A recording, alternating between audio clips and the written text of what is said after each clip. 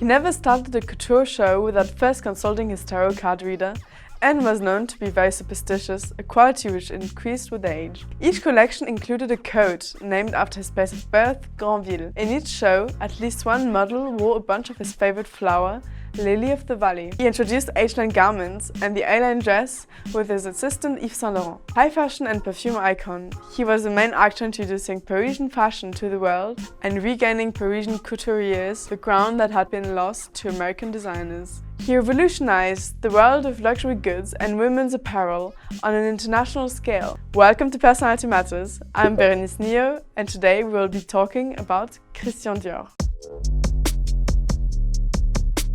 Christian Dior was born on the 21st of January 1905 in Granville on the coast of Normandy. At the age of 5, Christian Dior moved to Paris along with his family. He was expected by his family to become a diplomat, but his passion for fashion at a young age led him on a different course. Still in school, he sold his fashion sketches 10 cents each to make some pocket money. After school, he had an art gallery with friends, where he exhibited works of art of artists like Picasso. But due to his mother's and brother's death and the Great Depression around 1929, he had to close his gallery, and his father lost the family business. In 1937, Dior worked for fashion designer Robert Piguet, who taught him the virtues of simplicity through which true elegance must come.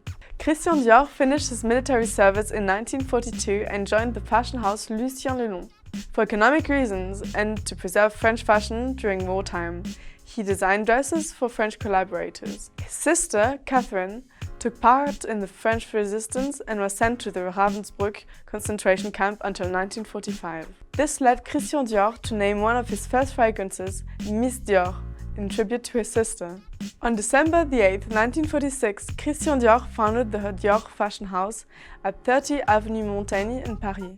He named his first collection Corolle, referring to a circle of flowered petals. The term describes well the design of the Corolle dresses, resembling the petals of flowers with grace and movement. The editor-in-chief of Harper's Bazaar coined the term New Look when he described the new Dior collection, although the designs were inspired by Edwardian-era dresses. His focus on creating the perfect silhouette and shape in women's clothes was his benchmark. He once said, "I have designed flower women." Indeed, his dresses always accentuated women's curves gracefully, thanks to luscious fabrics, hip padding, and corsets. Some women disliked the long dresses covering the entire leg and the large amounts of fabric used for his designs. Coco Chanel notoriously criticized Christian Dior, and some feminists protested against his dresses. Some people were not thrilled by the hip padding, draperies, pleats and embellishments proposed by Dior. However, those were in fact regressive ideas at the time, and many criticized Dior righteously for taking away women's newly attained independence by lacing them up in corsets and making them wear long skirts again.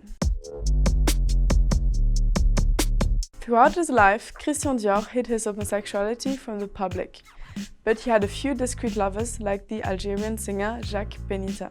He wished that Yves Saint Laurent, who became his assistant at the age of 19 in 1955, would become his successor for Dior after his death. On the 24th of October 1957, Dior died of a heart attack in Montecatini in Italy. Considering his critiques, Christian Dior was an icon, and he made the Maison Dior a symbol of French fashion on a worldwide scale. Still today, Dior is a giant in the high fashion and perfume industries. It is now part of the group LVMH, Louis Vuitton, Moet et Chandon. It is evident that Christian Dior created a legacy, and his designs are still inspiring the world of luxury goods. Thank you for watching Personality Matters. We talk about people who make the world. Until next time, Bérénice Nio.